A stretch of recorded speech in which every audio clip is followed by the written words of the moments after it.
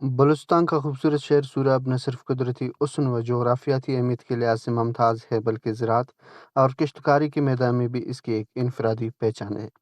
سوراب کی سرزمین اپنی زرخیزی اور محنت کسانوں کی بدولت ایک ایسا علاقہ بن چکا ہے جہاں رنگ برنگے اور خوش ذائقے پھلوں کے ساتھ ساتھ مختلف اقسام کی سبزیاں سال بھر تیار ہو کر نہ صرف بلوچستان بلکہ پورے پاکستان کی منڈیوں تک پہنچائی جاتی ہیں۔ یہاں کے زمینداروں کی دن رات کی محنت، پسینے سے تر کھیت اور زمین سے جڑی محبت اس بات کا ثبوت ہے کہ یہ علاقہ زرعی لحاظ سے کس قدر اہمیت رکھتا ہے۔ ان دنوں سوراب میں پیاز اور ٹماٹر کی فصلیں بھی بڑی تیزی سے تیاری کے مراحل میں داخل ہو چکی ہے، جو آنے والے وقت میں مقامی اور قومی سطح پر خوراک کی ضروریات کو پورا کرنے میں اہم کردار ادا کریں گی۔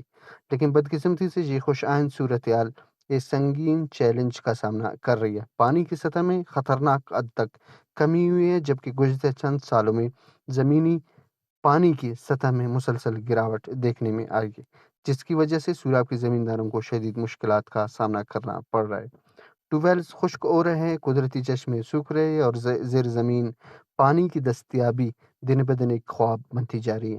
یہ صرف ایک ماحولیاتی یا مقامی مسئلہ نہیں بلکہ ایک ایسا بحران ہے جو پورے علاقے کی معاشی ڈھانچے کو ہلا کر رکھ سکتا ہے۔ سوراب کی تقریباً 70% آبادی کا روزگار براہ راست زراعت سے وابستہ ہے۔ جب پانی کی قلت ہوتی ہے تو نہ صرف فصلیں متاثر ہوتی ہے بلکہ ہزاروں خاندانوں کا روزگار، بچوں کی تعلیم، گھریلو اخراجات اور مقامی معیشت کا پہیہ بھی سست پڑ جاتا ہے۔ کیمرامین محمد ریکی کے ساتھ سراج ریکی، واش نیوز، ضلع سوراب، بلوچستان۔